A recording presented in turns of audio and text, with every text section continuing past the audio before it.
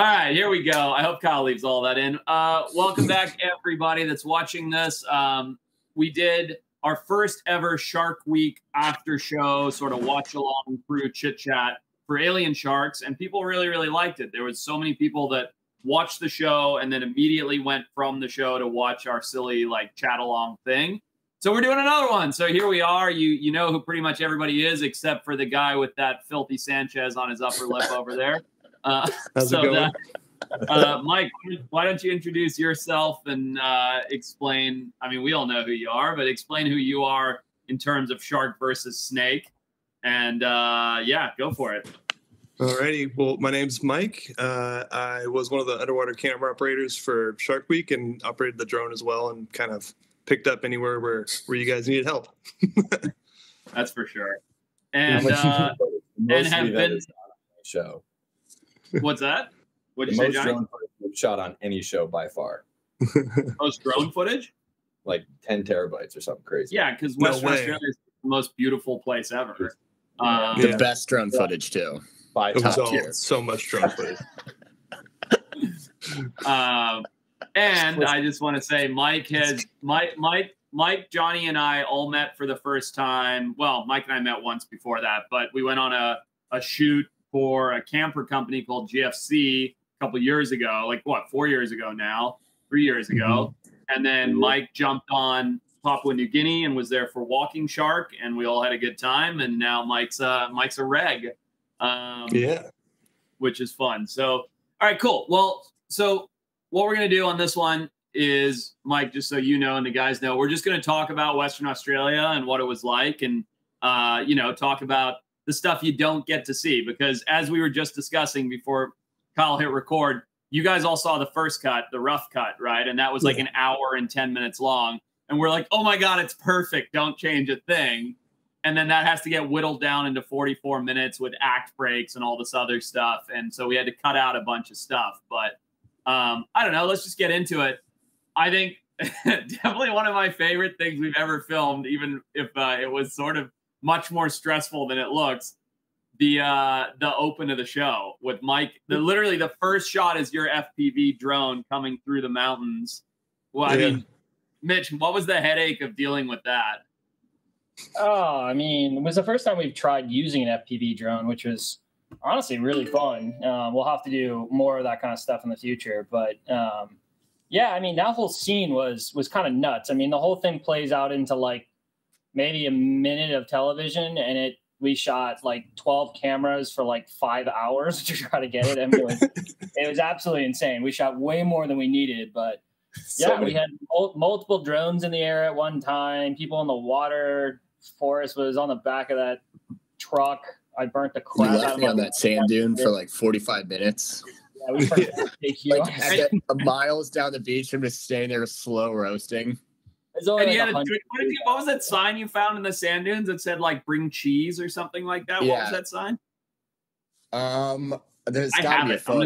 There was something about cheese. There's a photo somewhere of that. Definitely showed cheese. It's funny. I honestly didn't think that you would nail it so quickly, to be totally honest. Oh, just I think that surprised all of us. Yeah, I don't want to doubt your skirfing skills, but like, we're like, dude, there's so much going on. The microphone, the it was like one drone. Of the, like the rub your belly, pat your head thing. I'm like skirfing. Make sure I hold with my left hand, not my right. Deliver lines to Mitch out of the truck here while the drone's in my ear, while trying not to crash. It was like, and there's a camera, like there's the thing. What are those things that we use? Milo. Things. Pal, show what those are like. Those things are dope. So there's this thing called Milos that are like armband walkie-talkies that you don't have to press. So then we were like communicating. There was a lot going on to try and shoot that ridiculous. Who was delivering lines? I was, but every time I stumbled because I was confused. Or not confused. I was so distracted. What was it? The medic would give us like a couple. He'd be like, "Oh, remember, you got to talk about the snakes." I'd be like, "Damn it, I fucked that up," and then we got to like reset the whole thing. We were inside like the super loud car, screaming in the Milo, trying to like feed you lines. Yeah, it was so ridiculous. The first take that we did, I was in the back of the car holding the camera, and the only way Forrest could actually do the skirfing was if he had a really long rope. that instantly was a problem because I couldn't, he was so far away. So to keep it stable, I needed a wide lens, but to actually have a good shot, you needed a tight lens. So I tried it with the 7200 and we watched it back, and it was like, and we were like, we're in trouble. Like we're in real trouble, because at that point I was like, I don't know how we're going to film this, you know? So it's just part of the reason we shot with 12 cameras was because almost instantly it went from being, oh, this will be easy to, nope, this is going to be way harder than we thought, because the rope was 120 feet long and Forrest was this big in the frame when it was actually stable. So we had to use a different lens. I mean, it was an absolute nightmare. That's why it's like part of it's the drone, the FPV, the GoPro, Johnny's in the water, JQ's lost on a sand dune somewhere filming from some high angle. Like it turned into absolute chaos for 30 seconds. Well, the other piece is we were trying to keep a fresh set of tracks, so it didn't look like a car had driven back up and down up the beach. Yeah, so that's why when I was on the sand dune at the very beginning, you guys just kept going further and further and further and further across the coast. I was like sitting there, like toting along the cheese sign, like slow roasting in Exmouth, just like 110 degrees, so hot. I'm like, are you guys kidding me? So wait, that actually brings up a point. I kind of skipped over this, but I want to do this for a second. Exmouth, Western Australia, has been somewhere that I've wanted to go since I first heard about it. Probably like 10, 12 years ago. Mike, we talked about this when we very first met, and I remember that. Yeah. I was like, this seems like the most incredible piece of ocean. It's this crazy, harsh desert, this blue water, and so much marine life. What were your guys' thoughts going into this one? Like, before we even got to this ridiculous scurfing nonsense, like, what were your thoughts going into it? Like, going to Western Australia, like, obviously, we wrote the show for the first time like 6 years ago, I think. And then I called Mitch, we reworked it, pitched it, got it sold, whatever. But then Mitch, all you guys, what were your thoughts? Like, we got to go to Western Australia, incredible place, got to catch sea snakes. None of us have ever done that before, myself included. Got to get venom from those snakes, allegedly incredibly difficult to do. Go and find tiger sharks, get tissue. Like, what were your thoughts? You guys knew the plan going into it. How did you think it would shake out? Well, we had just gotten our asses kicked in South Africa, so we were just like defeated. One day of clear water, and then all of a sudden we get to Exmouth, and it was just, I mean, there's no better word than just like an oasis.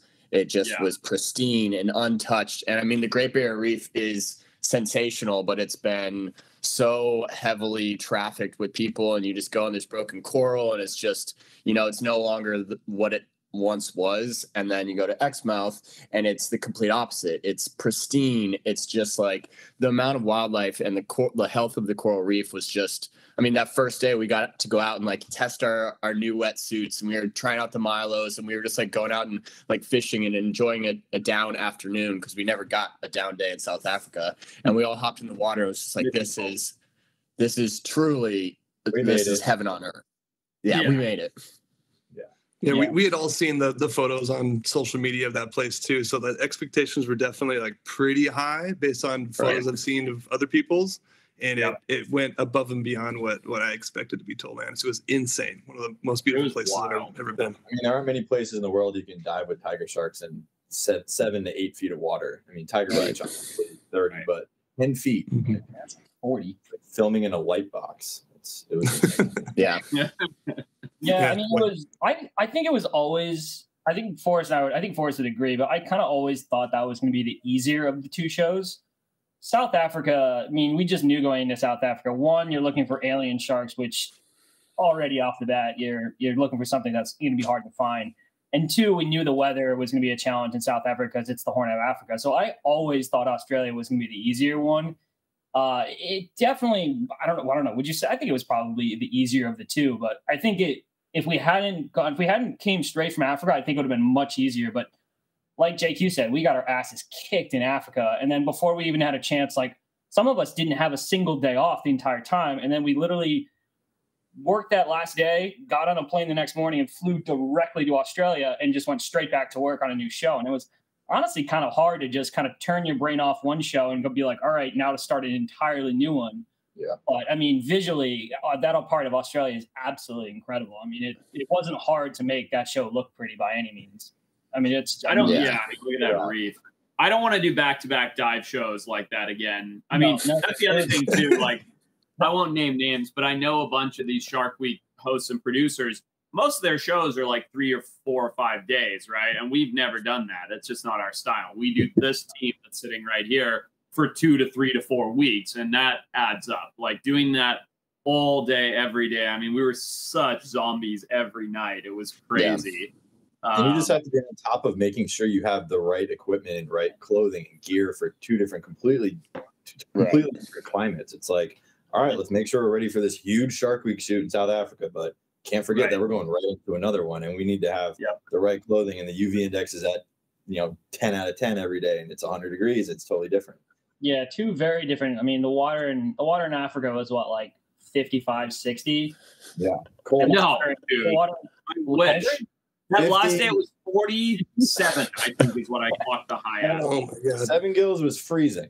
It was freezing. When we get to Australia, and it's like 105 out, and the water. Yeah. The water was like 80, wasn't it? It was. You go from a 7 mil wetsuit to a 1.5. Yeah. Yep. Anyways, 3 mils though. 2 shows back is not a smart thing to do. Don't. If anyone wants to do this for a living someday, anyone watching is like, I want to do what you guys do. Don't ever do 2 in a row. Don't. We do. Well, first of all, if you ever want to do this for a living, don't do what we do because we're not very good at it. This is not a massive class. No. All right. So hold on a second here. We get through that first beach. We all have amazing first impressions. We're having fun. And then it's time for our first dive, right? We're gearing up and we jump in. Now in the video, what you see in the show is you see us on the little dinghy, which it was, of course, but then we also had JQ and Mike in. What are you doing, Mike? What's up, JQ and Mike? Taking a photo for social for Go for it. To promote this. It's cool. I like it. We also have JQ and Mike in the chase boat that jump in and film everything, right? And that's how you see the little boat and all of that. What were your first impressions, everybody? Because Mitch, you got in that first day too. What was everybody's first impression when we first hit the water in Coral Bay? What was it called? The Gap? Was that the first thing we did? The Gap? Yeah, the cleaning station. Right? The Gap. Yeah. Yep. What'd you think? I was looking over those photos today. Dang, I should have had those ready. That was just so magical. Yeah, it was absolutely insane. It was the first one we got in the water, and I've never seen a cleaning station like that before, where it was just so many sharks coming in and just sitting there with their mouths open, like vertically, kind of slowly floating along, getting their teeth cleaned. So cool. Yeah. Well, that was that we made it moment that you were saying, John. We had literally just done like 30 hours of flying from freezing in South Africa. We land in Australia. We have a full day of literally unpacking everything that we had just packed the day before, pulling out only the stuff we needed for this shoot, then like sitting there and just slow roasting in these houses with no air conditioning. And there's just flies all over us. And we're just like on the brink of exhaustion. And it was just like before starting. Before starting. Yeah. It's like, should we just go out for like 14 days of shooting? Just go get in the water, and everyone's just like, yeah, I think we like have to. And then in that moment, you forget all the travel, you forget all the exhaustion, you forget all about it because you're looking at this, and it's just like you're immediately rejuvenated, and it's like, all right, let's go to work, boys. Well, what's funny about that day is that no one that afternoon when we went out scouting, nobody had to go. Like Forrest and I were like, we're going to go. We're just going to check it out. And then Johnny was like, well, I want to come and see the water. And then JQ was like, well, if you guys are going, I want to come. And then Mike's like, well, I'm not going to be the only one. And all of a sudden it turned into like, we had basically one afternoon to catch our breath and take off and like relax. And it turned into we went diving. We messed around with the subwing. We're like hanging out, drinking. It turned into like a whole afternoon. And then we went and did cocktails. Remember, we went to the one of 2 restaurants and had cocktails until like 12:30 to get started, which is very typical for how we... I think Trev and I were there till like 3 a.m. Yeah, dude, you guys too hard. You invested into the Trev train the first day. That's a risky one. Yeah. So let's talk about that cleaning station for a second, because I know the people that follow me and will watch this are big nerds when it comes to the animal stuff. I've seen cleaning stations a lot of different places. I've never seen one like this. So many sharks circling. It was almost like if you asked a kid, draw a cleaning station, and they draw like a little piece of coral like that's like a perfect table, and then you'd have a line of sharks and like a little shrimp with a scrub brush. It was like that. It was like a cartoon depiction of a cleaning station. It was like the way these sharks would come in, park, open their mouths, let the fish in, the cleaner wrasse and the shrimp in. I mean, I was like, holy crap, this place is just as amazing as I thought it was going to be once I saw that cleaning station. Yeah. Yeah, it's such a unique thing to see, and to see the green sea turtles and loggerheads coming in as well, among the sharks, and getting, what were those big, the big fish that were rubbing their bellies up against the turtles? You remember that? Those big, I can't remember the yellow ones, jacks. No, they were the big, broad, almost looked like a giant opal eye. But they were coming in, and those. So I mean, all the sharks are getting cleaned off by the cleaner wrasse and all the shrimps and everything. But then you would have the sea turtles come in, and then these fish were then cleaning off of the sea turtles and picking at the sea turtles. It was just like you're trying to figure out what to shoot and what to look at. There was so much happening. Yeah. Super unique spot for sure. I mean, how many places like that exist in the world that are at that level of like textbook perfection? It's such a cool spot. It's right there, straight off from the beach. We were there in like 10 minutes after leaving the beach. Honestly, the challenge of filming there, it was challenging to get close to those wild sharks, because those sharks aren't really used to seeing people. I mean, people, and you want to get that natural behavior, and you can only get so close on scuba. And we did try a few free dives, which was better, but that's why we switched over to like the 24-70 to be able to punch in and get those tracking shots of seeing those wrasse come in and get those shots to connect with those wides, because it was really hard to get close to them. It was just a lot going on. I thought that was so epic, but obviously we didn't find any tiger sharks there. So we're like, all right, you guys know this, but the audience doesn't. We all knew Jake already. Well, we all knew Jake already. We'd all followed him on social and chatted with him and stuff. And then in the show, it's like, all right, luckily I know a buddy around here, but I do actually have our buddy Jake, who, for those that don't know, Jake Wilton, he's a great follow on Instagram. Absolutely insane. Kyle, maybe you can pull him up. Is it Wilton? Jake Wilson. Wilton, yeah. Wilton, yeah. I don't know. You guys will find him, but Kyle, good luck. But he's a great follow on Instagram. There he is. Yeah. I thought it was Wilson. Hey, that's us. Oh, look, pull up that second photo. Look at that squad. Hey, look at those guys. Yeah. Look at the boys. Those guys. But anyway, so we knew Jake, and we'll throw this in this video. Kyle, we'll make sure we get this for you. But we went and filmed the meet and greet. They're like, hey, how's it going? That was, I think, the hottest I've ever been filming anything ever. Dude. We were in this building that was like a freaking oven. Zero wind. When we met Jake and Andre, remember shooting that? At the dive shop or whatever. I think it was the hottest it's ever been. Yeah. We were just cooking in like a tin microwave. The shop was like a metal box. Yeah. And then we used 0% of it for the show. 0%. Oh, so that got cut. That didn't make the final one. Yep. Straight No, it didn't make the final. It didn't make a second of anything. Jesse looked at me and like, nope, don't like it. It goes straight to meeting at the boat, which we kind of figured that was a chance, but we were like, oh, we should get it just in case. One of those like better safe than sorry kind of moments, but no, it didn't. Not a frame of it got used. It's a good thing. Awesome. I mean, something that I'm not sure was on the books as a plan that we ended up doing was that pier dive too. Is that getting too far ahead of ourselves at this point? Well, I mean, we'll get there. I'm trying to keep it somewhat linear with the show, but we'll talk about it later. It's really good. Yeah, we're getting there. The pier dive, I think we all have lots to say about that. Who's got JQ? Do you have those photos that you took of Mitch on the pier dive? Oh yeah. Do you have them handy? Can you send them to Kyle? Drop them to Kyle? Okay. Yeah, send them to Kyle because those are insane.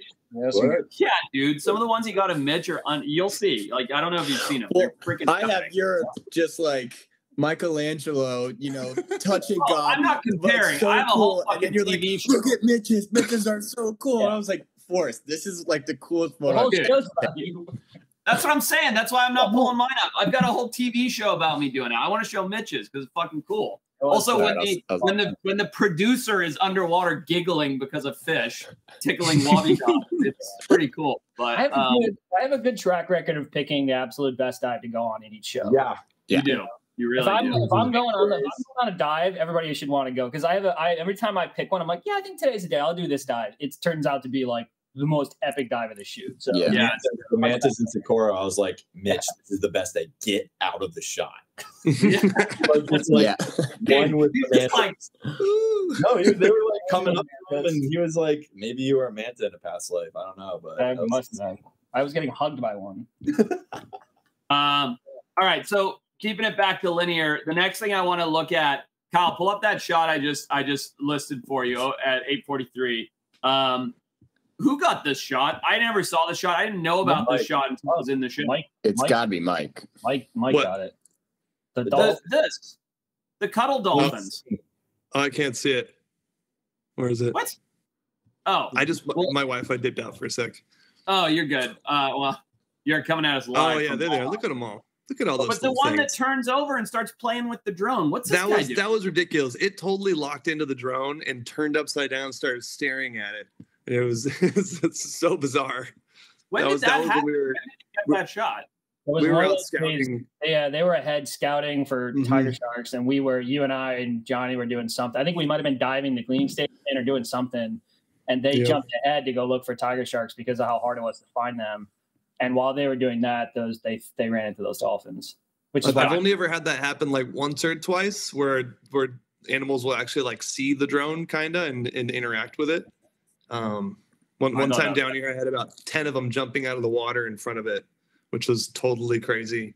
But yeah, I was nuts. Taking it back for sure. The moment when the thing was like, "What are you doing?" And I was like, "Oh my god!" Well, that was rad. And then the next main thing is my preposterous jump, followed by that big old loggerhead sea turtle. That was pretty. Not dramatic at all. No. But that sea turtle, though, I mean, how sick was that giant thing? Oh my god! Yeah.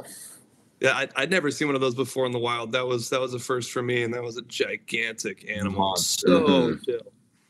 With a missing little. Its head was big. Yeah, its head was legit the size of 2 rugby balls. And I mean, I remember how perfect it was that we're looking for tiger sharks, and we find this beautiful giant turtle that has obvious evidence of tiger shark being around. It was such a perfect. We're in the perfect right thing. Yeah. And even the locals who live there have never seen a sea turtle that's missing a fin. It's so funny how that crap always happens to us. I always say that if you like put good out into the world, you get good back. And I feel like because we're always all trying so hard to like tell a good story and push a good conservation message, those are like the little nuggets where Mother Nature like gives you something back. And they're like, all right, these guys aren't just getting a sea turtle today. They're getting a sea turtle that perfectly fits into the story with a missing flipper. Like, right. Oh, thanks, Mama Ann. Like completely you got it. Different to us. Just like let us all just take turns diving down and like sitting there next to it. Just couldn't have been more like less bothered by our presence. It did not care. Not at all. So I wish I'd seen videos before when they eat the seaweed out of the sand, because I watched later some videos of them where the specific kind of seaweed they'll come and just go clunk and suck the whole thing up. Yeah. And it was doing that. But I never anticipated it because I didn't realize that's what they would most likely do. It was also eating clams. Like when I was eating clams, I didn't see that. Getting there were these little clams that it was just searching around and just constantly foraging. It's crazy. So that's so cool. So Johnny, JQ, and I, we've all dove with tiger sharks before. Tiger Beach, done all that. The next thing up is we find the tiger sharks on the sand flats, and we talk about this in the show a lot. But we're not allowed to chum. And that's actually good because chumming turns them into a different animal, right? That changes their behavior, and it's not something that we want when we're trying to test our sea snake decoys, which we'll get to. But Johnny, you got in first, if I remember correctly. I think you just got in solo with the camera to just try to get some shots. What did you think of their behavior compared to like having done tiger sharks a bunch of other times and places? Oh man, it was so hard. Very, very skittish.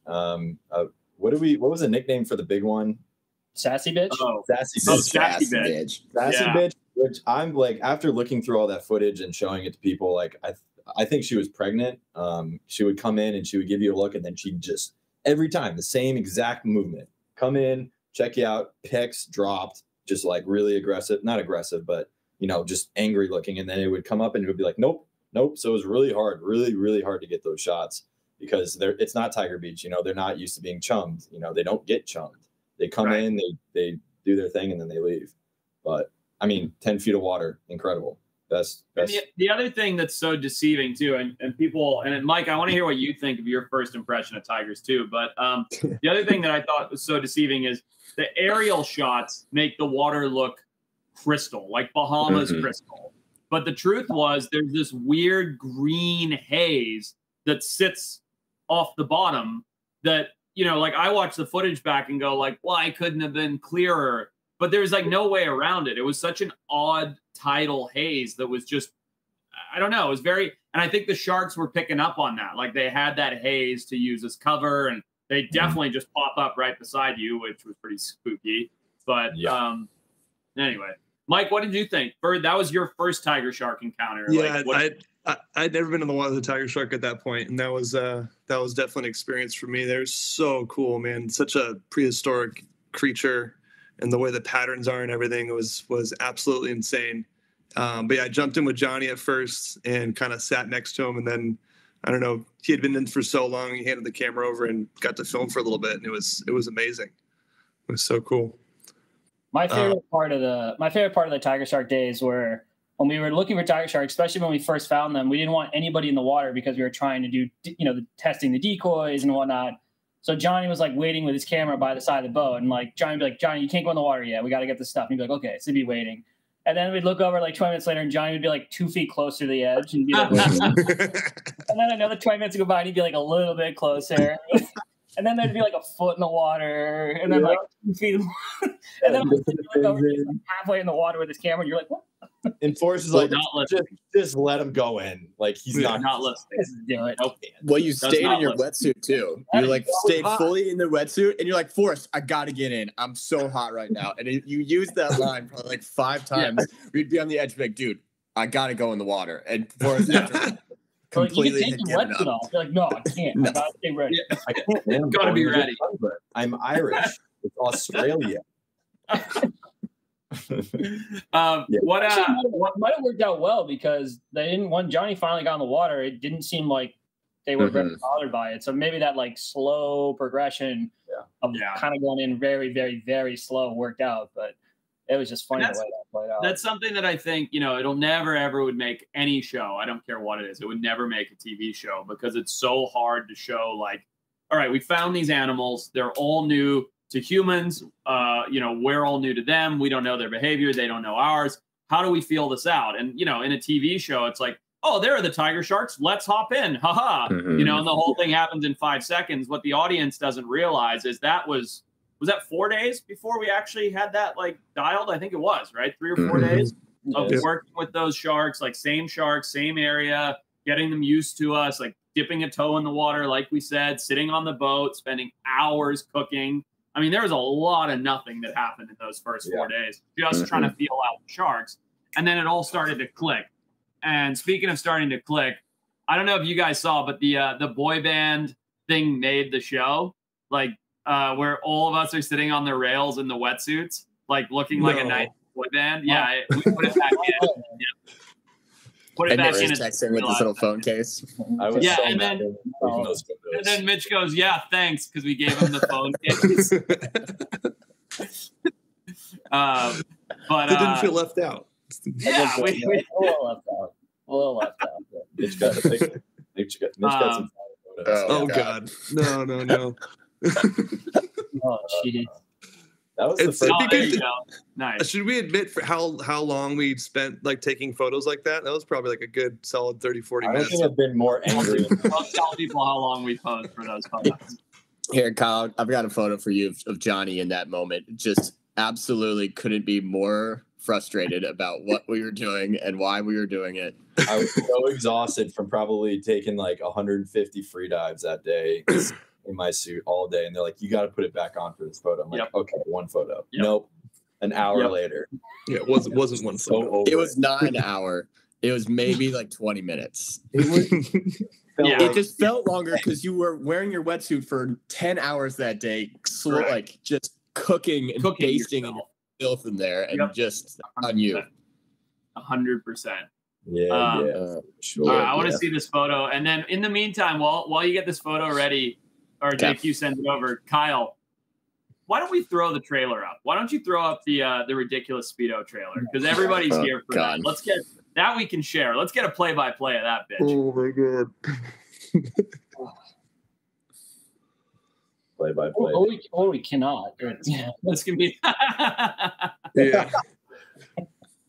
Definitely gotten to analyze it a bit more now that I've seen it so many times on social media.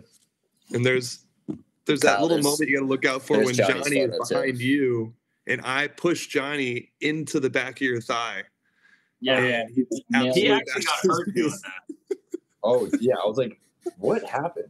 Yeah, and we thought that I was supposed to rip his Speedo off, and I saw Forrest's hand come in. He blocked me because he didn't want me to do it. I did not block you. Yes, he did. It's been 120 frames a second. And then I grab on, and then Mike comes in and just like a linebacker. I side tackled you, and you went into his butt. Hold on, stop there for a second, Kyle. Just pause it. Can you pause on Instagram? I don't even know. Oh yeah, you can.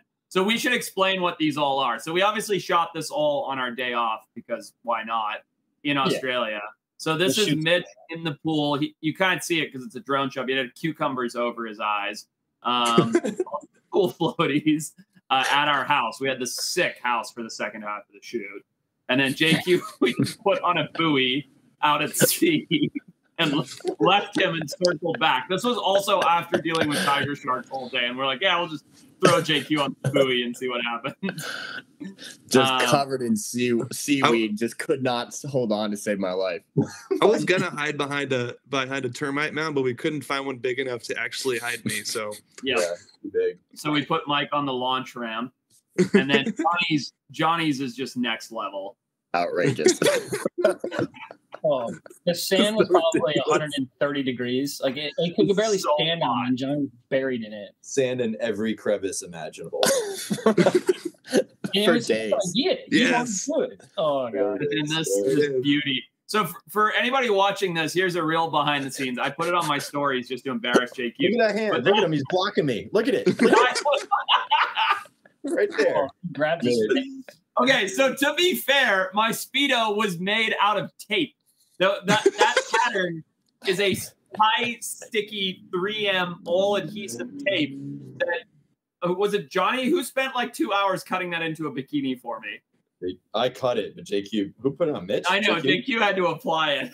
I think you guys were out shooting. That's my line in the sand. I feel like Mitch made it. Who you made guys were out all just floating in your wetsuits, and I'm sitting it out, having to put the tape in and I'm like pulling it. It would get like slightly stuck on a cheek, and I'd pull it, and he'd start screaming at me because I'm pulling hair. And I'm like trying to get it in the perfect spot, and I'm like getting it nice and like a perfect little G-string in the back, and he's yelping at me, tucking it in the grundle. Yeah, just like moving it to the side. The grundle. I still don't have hair in like a perfect V formation on the back end of my head. Don't blame that on us. It's a reverse. That's a reverse Brazilian wax job backwards. Dude, it's brutal. It's not a good look. And the fact that I had to do that sweaty run with just the tape pulling all the hairs in every direction. Like, I was in so much pain. I was like, ow, ow, ow, ow, ow, ow, ow, but trying to look tough the whole time. I honestly don't think I've ever laughed harder in my life when you were putting it on. Like, ever. Not when you took it off. I wasn't looking, but when you were putting that on. How many times did we do that, too? Maybe we shouldn't tell people how many times.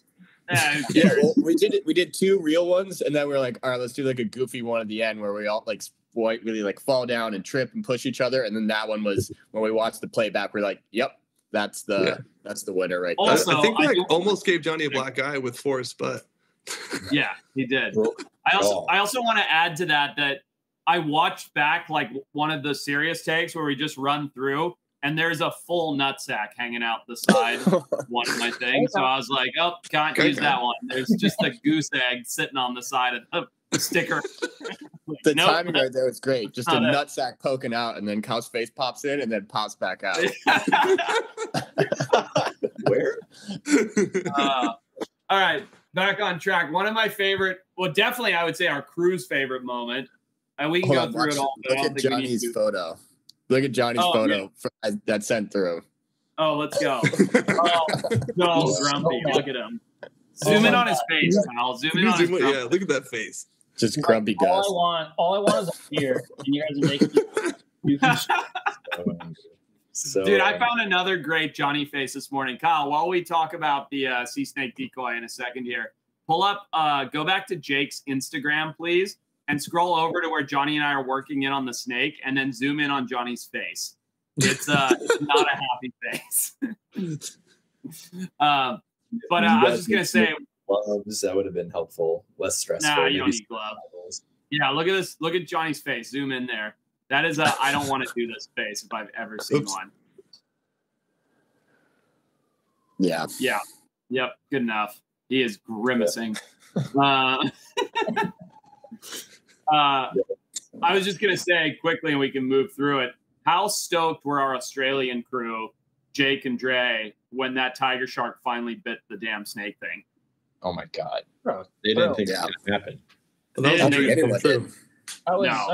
That was probably, I would say, in terms of like getting a shot, was the hardest thing in the entire show. Yeah, definitely like that, showing that behavior and that they would attack a decoy like that. Like, we didn't know going into it whether that would even work. So like trying to get them close and interested with some of them, like that was definitely the hardest thing that we had to accomplish. So when it finally got interested and took a smack at that one.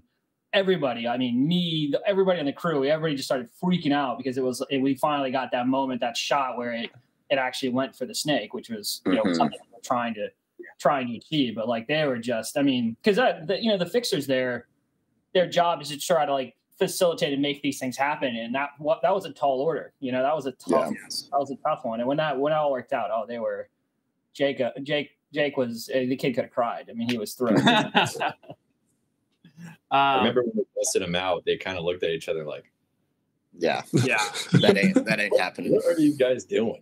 And I don't. Well, it's not the first time we've came up with like a preposterous piece of gear and it's been like, let's try this, and like we have to get this to work, and everybody's like, that's not going to work.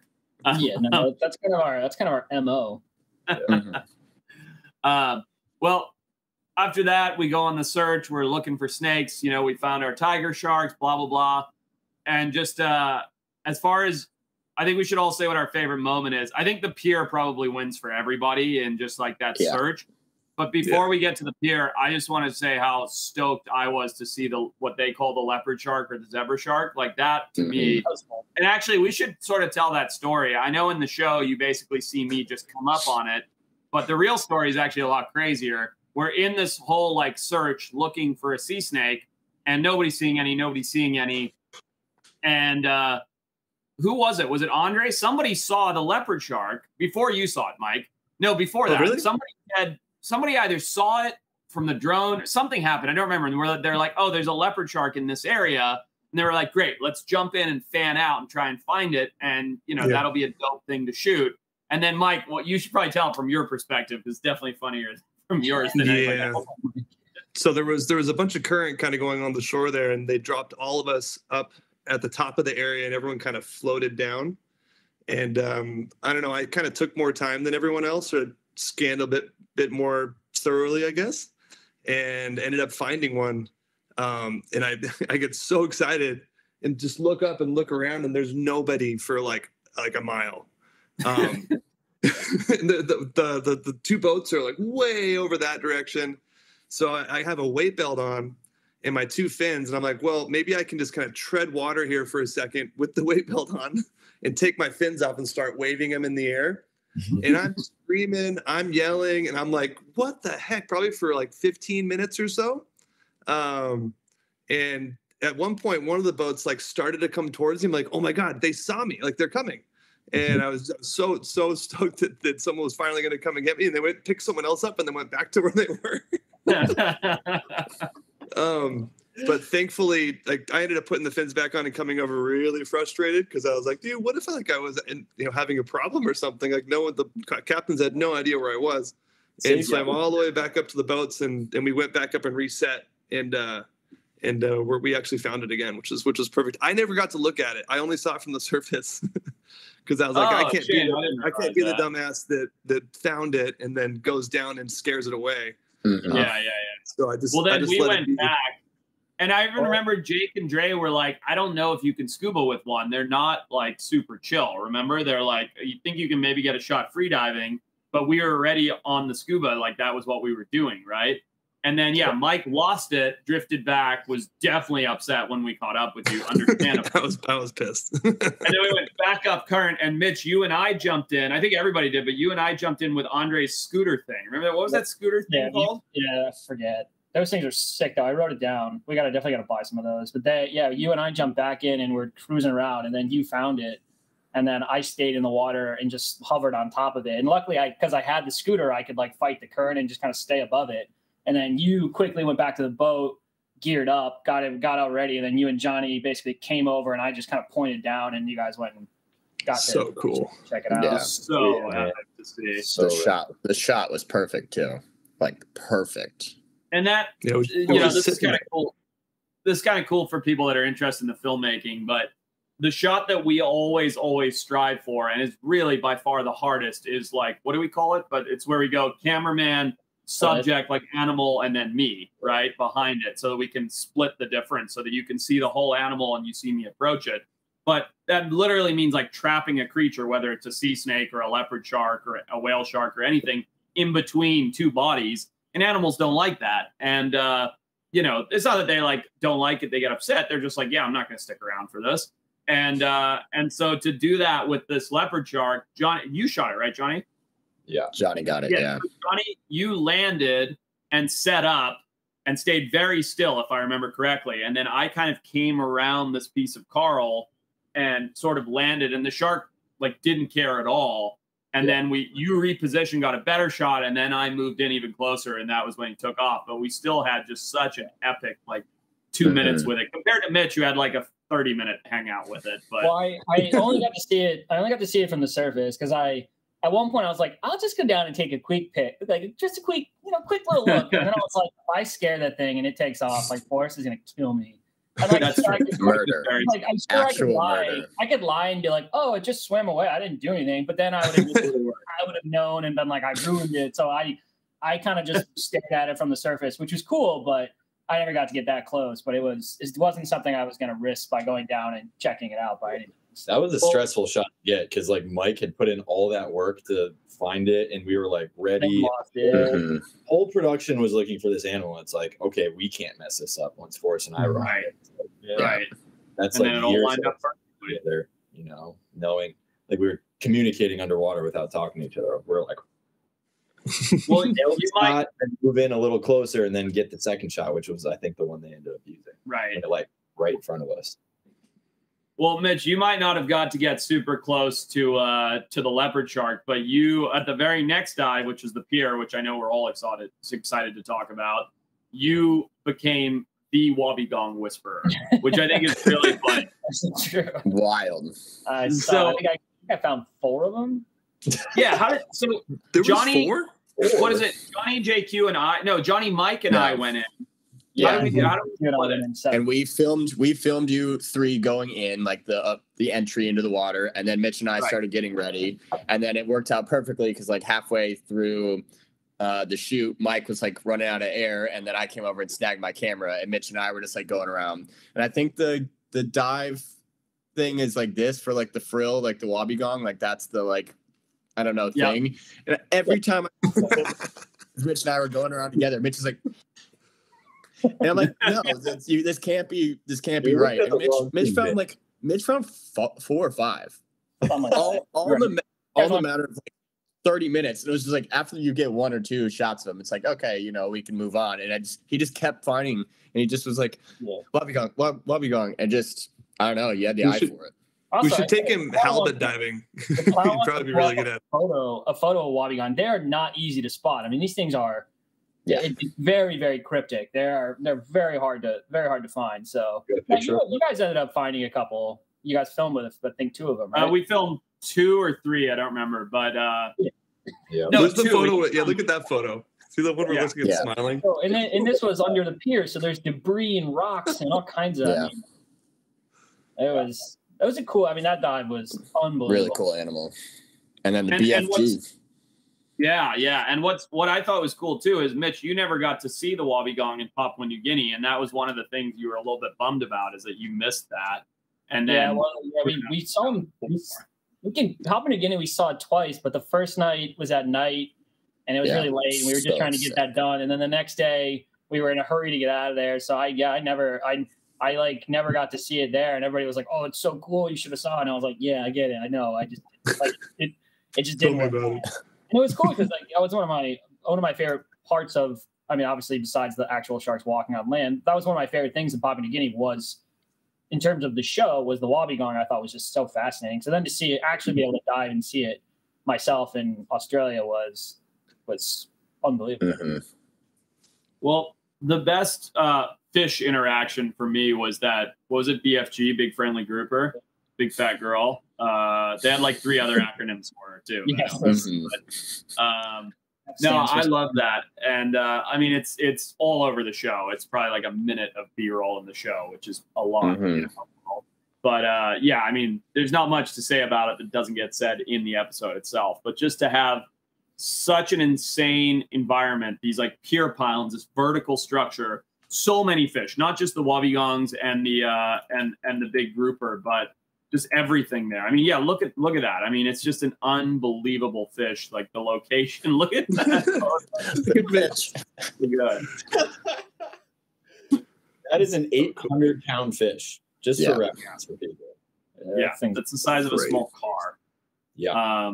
So sick. But yeah, no, it's just incredible. Yeah, look, I'm not saying that photo is not absolutely the best photo ever, by the way, JQ. I was just stoked that everybody got it. But yeah, it was unbelievable. That fish was so sick. And just that spot, I could dive that spot like every day. It was just so much life there. Yeah, it was. Well, they were like, he's never bitten anyone, but there were like times where like, this thing is gonna bite me, because it's this big around, and it's like coming up like really close to just kind of inspect you, and there's no part of you that's not like well, what if? Like there's there's like a point. You can see its mouth kind of like doing these little movements while it's breathing. You know, like the mouth its lips. That opened up would be the size of a manhole covering, like literally just getting closer and closer, and you're like, okay, that's enough. That's enough. It ate something behind me at one point. It was the loudest crack I've ever heard underwater. It was all really? Damn. Oh, gnarly. Damn. I don't know what it was, but it was gone. Well, after that, we went and hung out with Sister Hazel, and she told us about the Dreamland and all of that. We don't need to go into the context of that, but I do think we should go into that shot, because that shot, I think it's only, and we all know, do you have that? Do one of you have a screen grab? You can text to Kyle to pull up that, or not. One of you took a photo. Sunset shot. That was the R3 over there. So if it could have been, we could have taken a still, but it's like Mitch. You're talking about with the sun. Yeah, the one with the sun. Mitch, it's in that Google Drive folder that we shared with the land, air, sea, those folders. Anyway, Kyle, he'll send it to you. But I think just the dance to get. So, JQ, you were the topside DP. Like, what was the dance to get that shot? Because you had it in your mind. Yeah, it was just so ridiculous. It was like, we're not going to get this, and then what happened? It was like herding cats. I mean, it was just like everybody was doing like different things. We also had to get a drone shot, which had to be at sunset, which meant all the other cars that had been toting camera gear up there had to go. There were friends of the people who like lived on the property that were showing up like with their dogs that like were literally just everyone's running around. Like, you guys have to go. And it was just like constantly telling like 2 people to go this way, and then by the time you got them out, 3 more people had filled their place, and it was just like I'm screaming, and I'm like, guys, we have 20 minutes till sunset. We have to get at least the end shot first, and then we can go back and pick up anything later and still use some of that ambient light. But like Johnny was up there helping me, and we like got the 2 side cameras up, and then the fire went out, and we didn't have any more firewood to like get the smoke back, and then we lost Leatherman sponsored the shoot, and we needed a Leatherman to like change one of the tripod heads, and no one had their Leathermans on them, so we're like pumping up the R3 on like a sweatshirt on a mini like small tripod that's like it was on 2 Pelicans too. It was like 2 Pelicans stacked up with like the little mini tripod. and the dog kept running over to like the pelicans and like bump. It was just like, what is happening? We're not going to get this. And then by some miracle, it was just like at that moment, Mitch was like, all right, we've got the car set. We're coming up. And then Johnny and I just hit roll on the cameras, and the rest just fell into place. And Mike was over on. And it did work out perfectly. Like that, this picture that we took, or one of you took, is literally as I'm saying goodbye to her, and like the sun is over our like thanking hands. Is like the little back. I mean, it was pretty next level. That's a screenshot. Yeah. That's the actual video. Yeah, it's from the video, I think. Yeah, I'm trying not to get us demonetized, you dick. Oh, that's still no. Dude, that's the photo that took. Oh, right. Liam took that. Duh. Liam. Yeah. That's definitely a Liam shot. Well, meanwhile, while JQ's like coordinating everyone like an orchestra, like there's black mambas and shit where we were. Yeah. Oh, really?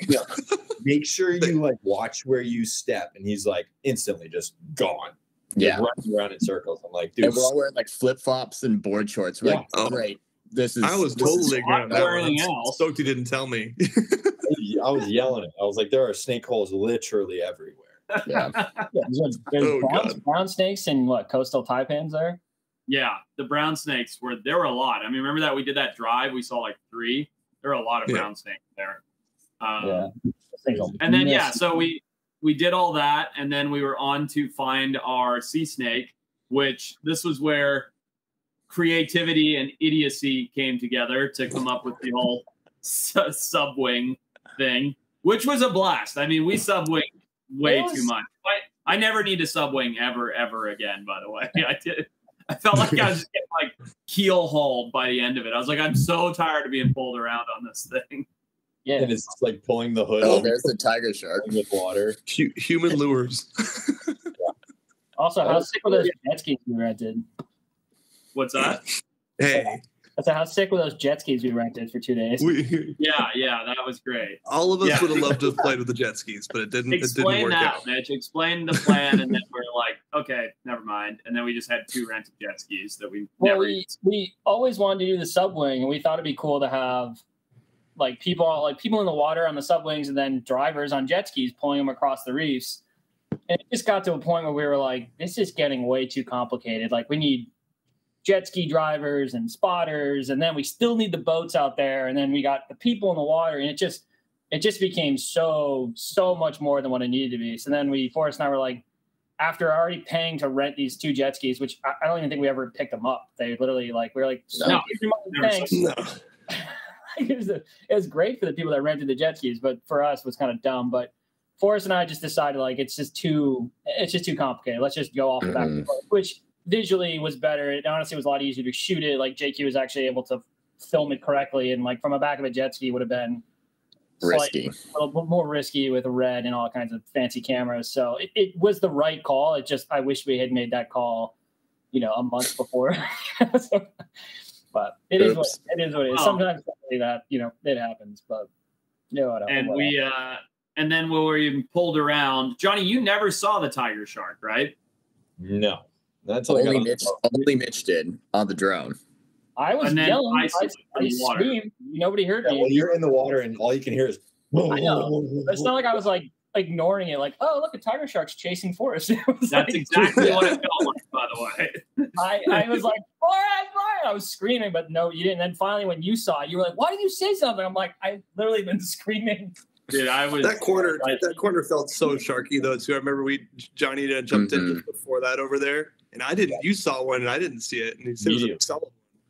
Immediately. That scared the beat out of me. Felt weird. Usually the tiger sharks that we saw, like with divers in the water, they were always swimming like diagonally or like away or like kind of circling around. They were never going straight at something. That tiger shark like saw Forrest and beeline and went straight. Ooh, a snack. You pretty much triggered its like predator response. Cupcake, Mitch. Cupcake.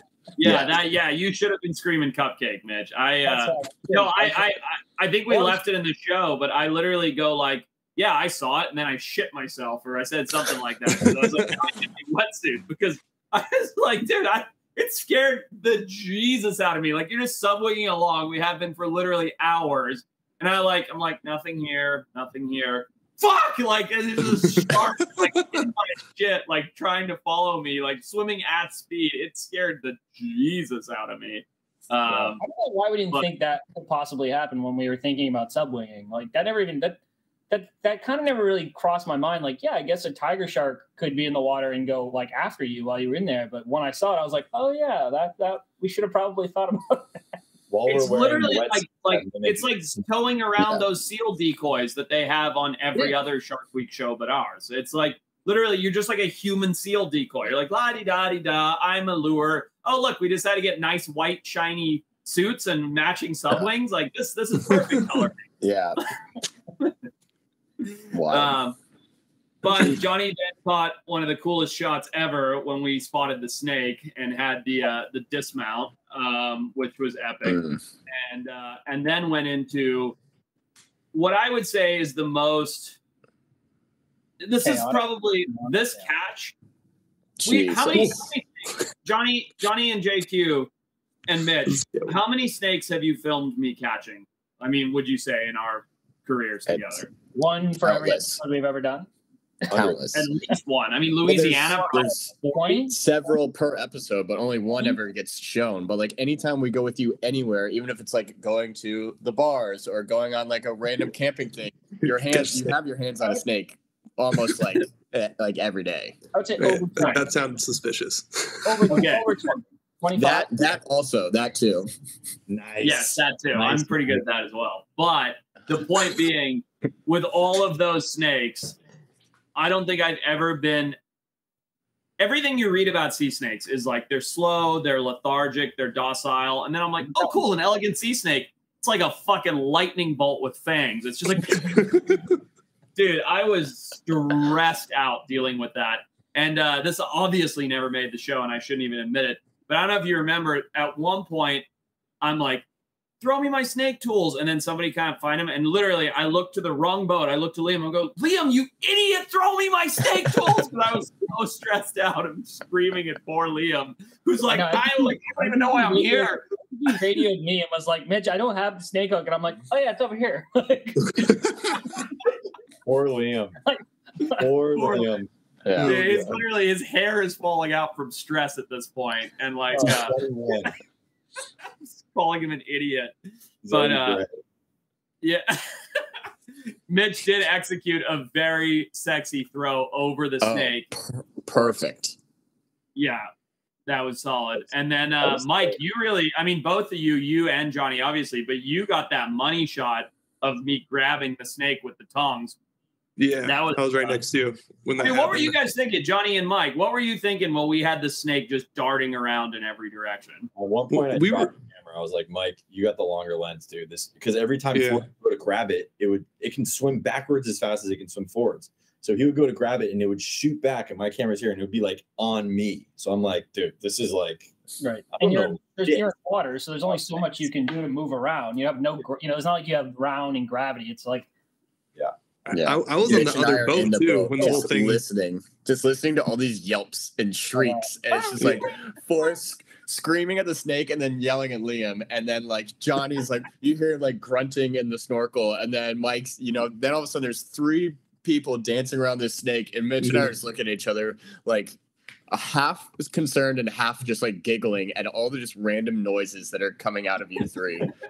Right, because people on the boat were like, "Did they get it? How's it going?" I'm like, "I don't know what's going on. Like, it just arms are flailing." Yeah.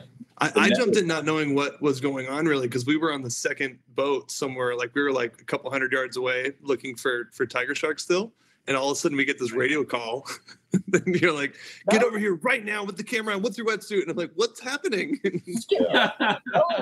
Jumping in the water like clueless and swam up to you guys, and you're like, "Look!" And I was like, "Oh my god, there's a danger rope, just a little sketchy little lightning bolt in the water.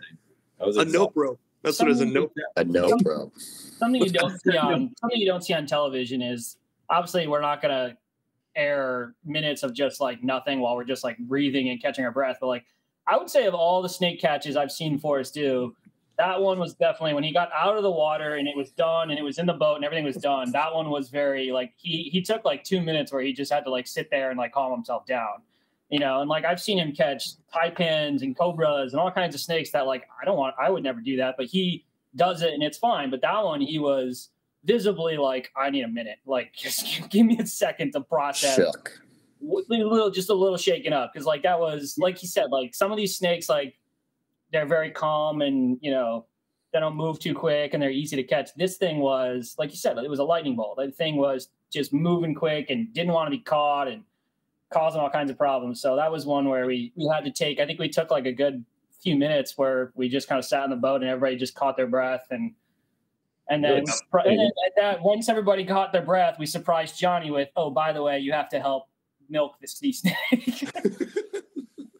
Which is funny because we always knew we were going to get venom from the sea snake. That was always in the creative. And when we outlined it, like going into it, was like, all right. And then Forrest hands the snake to Mitch and Mitch helps. And you're like, am I doing this? And I was like, yeah, dude, you'll be fine. And like, we talked about it for months, and like you watch a bunch of YouTube videos and we're good. And then it was like, yeah. And then it was literally like, Johnny, grab those vials, dude. Okay. And just like straight into it.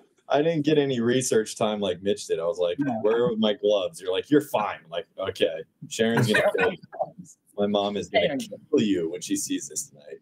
Dude, I'm going to get the worst message from her tonight. And I'm already, the thing I'm looking forward to the least of this show airing is how mad your mom's going to be at me. Yeah.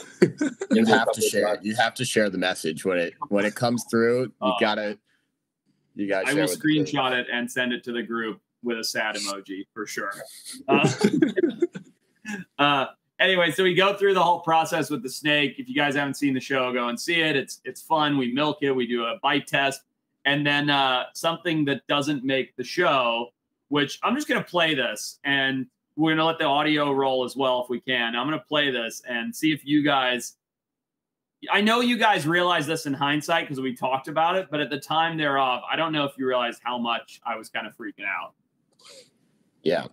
This is the closest I've ever come to death. We're milking sea snakes to get venom. You have to hold the mouth open and insert a small dropper over the fang and extract the venom. All barehanded. The venom is mostly going in the dropper, but also sort of rolling down the dropper on my fingers. Turn to Mitch. He starts arguing with me. And in the middle of the argument, after touching the most lethal biotoxic chemical in the world, I'm like, Mitch, you're driving me fucking nuts. And I put my fingers in my eye duct. Oh my God. Yes. Like you do when you're arguing with someone. And I'm like arguing with him, holding my fingers like this. And I'm like, I think I just killed myself. I think I just put sea snake venom in my eye duct. If I have 1 microgram of sea snake venom on my fingertips, I'm dead. With this particular type of venom, nothing happens until you drop dead. 2 hours go by and I'm like, okay, I'm still alive. I head back to the house. I wrote a note. I put it next to the bed. I lay down. I went to sleep. This might be it. It might not. And then I just woke up in the morning and I was like, okay, crumpled up the note, threw it in the trash. Yeah, you mentioned it on the boat very calmly. I remember that for sure. Like, well, I might have, but I'll be fine, right? I'm like, yeah, you're fine. Yeah. I had to though, like because they're looking at like Mitch is texting our business partner Eric. He's like, we need a new host. We're in trouble here. Send in the sub. The day has come. It's my moment. I'm coming in. Yeah. God. No, I was definitely freaking out more than I let on, but I also knew if I panicked, and also that's just not in my nature, as you guys know, but if I panicked, everybody else would probably panic, and that would make everybody feel worse. Then I'd start having like phantom symptoms, like when you're thinking about something and you're like, oh, I'm definitely feeling this way. So I was like, all right, I'm just going to stay super calm. Was Brian with us yet at that point in the shoot? I forget if he was there that day. That was the worst part. I told Mitch this too, in confidence. Brian was on the plane to Exmouth. So I couldn't get an answer from him. And it's like a 7-hour flight. So it's like the exact amount of time that it would have taken. And he had just taken off when we got back into service. And so I literally had no resources to figure out if I was going to be okay or not. And that was just, I don't know if you guys remember, but you guys all went out to dinner that night. And I was like, I'm just going to have leftover shrimp pizza. Remember we had that shrimp pizza in the fridge? I was like, yeah, so gross. I was like, I'm just going to have leftover shrimp pizza and call it a night. And I just went to bed. I literally did the coffin go to sleep. Like I was like, and went to sleep. Why am I sleeping like this? This is not, I'm like sleeping like I'm dying. Like, you're manifesting it. You already gave it up. Like, oh, that's it. Oh, good. Yeah, but that was Forrest is not allowed to pick out pizza toppings forever from now on. No, that's fair. I did too, and they bombed. They bombed hard. Seafood pizza, clam, and something. Yeah, what was it? It was like the cross. About Brian's catch or no? Oh yeah, that's going up on our YouTube. We'll definitely talk about that. Kyle, that was after the shoot was over. Yeah, that was over. Kyle, do you have that? You can pop on or just message. That was probably the craziest thing I've ever seen in my entire by far. Yeah, I made it too. It's my first. At this between the two shows, my first time. Being a showrunner. We make it through the entire shoot. Everybody's alive. No one's dead. I'm so excited. Like the last day, we're all swimming and having fun. I'm in the water, floating around, doing my thing. And all of a sudden I hear Brian got bit by a snake. You need to get out of the water. And I literally I turned white. Like I was like, that's it. Like we killed the scientist. I'm going to just I'm retiring. I got to find a new career. He did it to himself. Yeah, that was one of the most insane. You three were down at the bottom. Let's explain it. Yeah, there you go. JQ, explain what happened. Yeah. So Forrest and Johnny and Mike were down on the bottom, and Mike has my camera, so I'm swimming on the top, snorkeling like a loser with my little GoPro and the yellow handle, and I'm just dropping down above them and getting topside stuff of this enormous snake that's being very calm and cool between the three of them. They're all dancing around it, getting really beautiful shots. And I'm just watching with envy from above. And I go to the top and I drop back down. And then the snake kind of turned and was surfacing for air. And I'm sitting there looking straight down. And this sea snake is coming up pretty much right towards me. And I'm like, all right, well, maybe I could still get a cool enough shot with this GoPro that might make the show. So I'm literally setting up, and this beautiful snake is literally coming up to the surface, and I don't see him, but Brian comes from behind me and grabs this snake by the tail right in front of me. And this thing is thrashing towards me all around. He's holding on by the tail here, which is bizarre just to watch someone who's supposed to be one of the world's most leading experts, who's handled a million things, holding on to it. At any point it could have gone for his arm. There was nothing to restrain the snake from. It's absolute chaos. And at one point I watch the snake go and it bites right here, on his wetsuit, and then it did it again on the leg. And I'm sitting there front row seat, maybe 5 feet away. I'm right here. Look at that. You see that? I see where it hits you in the leg? I think I just watched someone die in front of me, and it was just shocking how that right there. That's all with the GoPro on the top. And at one point I was right there in the middle of it. I'm getting the fuck away from this snake, because the second he lets go, it's gonna be angry. So upset. It's gonna be angry. So at that point I'm over the top, and what's funny, guys are down on the bottom still chased around minnows and schools of fish. I'm no, we were sitting there watching. No, they were talking. Oh, I had no comms. And Johnny. We're on comms. You weren't on comms, right, Mike? I wasn't on comms. I couldn't hear what you were saying. I could hear you guys on the surface. So all I hear is the audio. I can't see it, and all I'm hearing is audio. So I'm just listening to Johnny. We're all standing next to each other on the bottom. That's it. He's done. He got bit twice. And I'm up there. I've never I'm ready to call Eric. I'm set the sat phone out. I'm this is good. I got to call him. Dude, I thought crazy shit together, dude. And I remember we were filming that snake, and my camera, my camera died. My battery died because we've been in the water for an hour. That's right. Yeah. And I'm okay, I'm done. And then it was, of course, right when it was starting to swim up, I was damn it, I missed that shot. So we're literally just drop the air in our BCDs, and we sit there, and we're watching it, and we see all the boys up top, and then we see it happen. And Forrest and I are just sitting there watching for 10 minutes. And we're looking at him. He's did he just get bit? I'm I think he just got fucking bit. And then we got Trevor, who's running the comms on topside, the sound guy. He's mate, did you just say you got bit by a snake? And I'm yeah, he's fucking dying, dude. We can't surface because we're on scuba. It was crazy. 10 minutes. Crazy. Well, if you're watching this, just so you know, tomorrow we're going to be releasing the edit of how this all went down, exactly as we're talking about it now. But you can actually see it because JQ was right there with his camera. Johnny had some of it on his camera before it died. And so we have footage of this whole thing. And the point was for Brian to collect more sea snake venom because he wanted to do more tests with different species. And he ended up catching it. He did. I don't think I'm ever snorkeling with Brian again, though. I'll say that much. That was friggin' gnarly.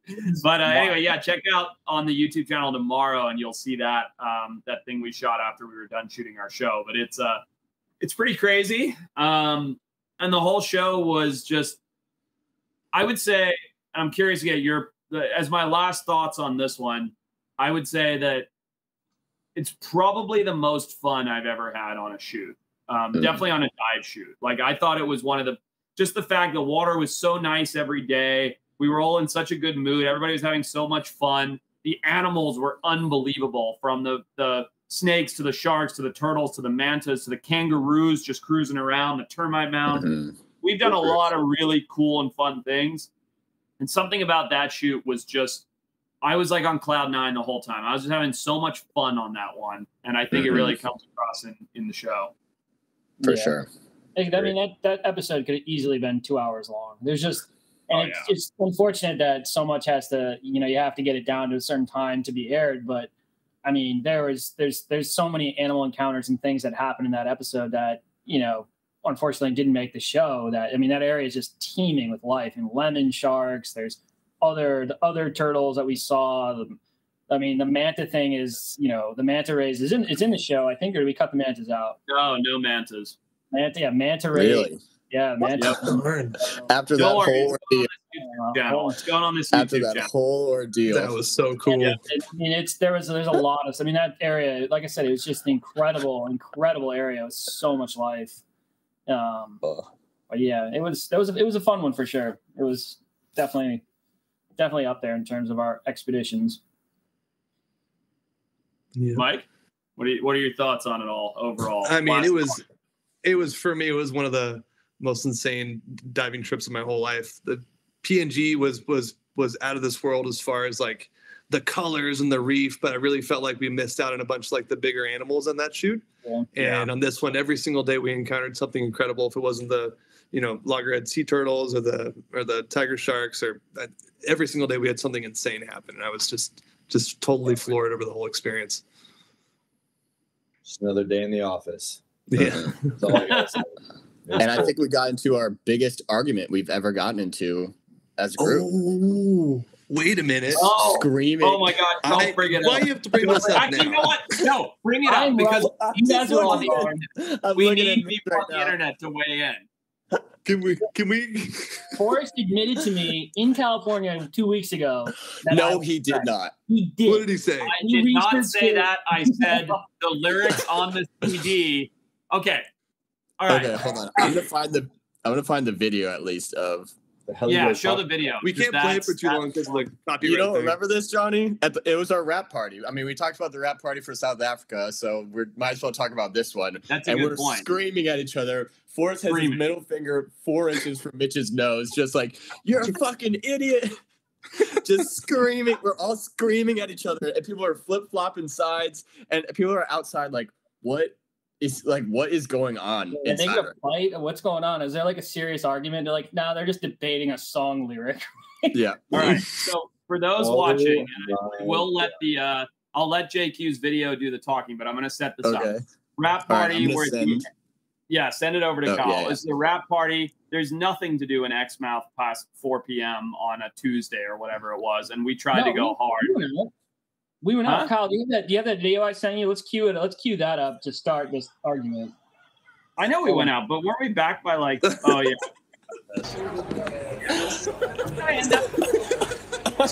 That's pretty good. Is that good? You didn't drink. Yeah. Good work. The fact that you had this much IPA left and you chose 2 vodkas. These. Nobody's on. Lights are off. Nobody's focused on the show. What are the other drinks that we got? Do we have any idea? Nope. No, there's a special. We have vodka. We don't know what they are. Oh my God. I lost every part of that game. I got caught dumped in my beer. I had to drink vodka and soda, which is just bad vodka, like watered down. I lost every part of that game. That explains why we were arguing so much. Yes, yeah. I got another one for you, Kyle. I'm sending. There's a couple right now that are just they're only. Oh boy! Well, all right, they're coming. There's a we did go out. Right for those listening, we did go out. I'm trying to keep this on the rails here. It's not going well. We did go out.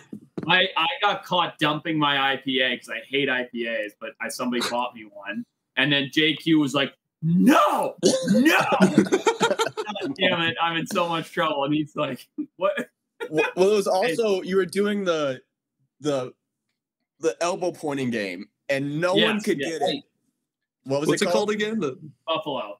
That is single-handedly that's responsible for the demise of all of us that night and why we were all screaming at each other. Because the second we were caught drinking with our right hand, all of a sudden you'd look up and there'd be like 4 elbows pointing at you, and it was just like we immediately were just chucking IPAs and gin and tonics. Kyle, I don't know if you can hear me right now, but I sent you at least there's 3 videos right there that will lead up to the one where we're screaming. Hey, what about the Tim Tams, Forrest? Oh yeah, we went hard on the Tim Tams too. If you've never had a Tim Tam, you're really blowing it. It's like an Australian Oreo, but better. Yeah, look at this. Oh, I was so mad because he. No way, sir. Look, all of our faces are so red. Here goes. Down in one. Down and one. Oh my God. Down and one. Well, we just lost them for the night. Johnny's meditating. It was all down here from that point on.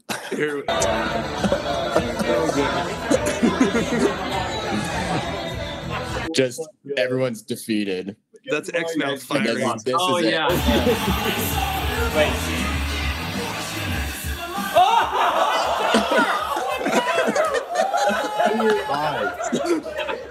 Okay, so if you've just heard this for the first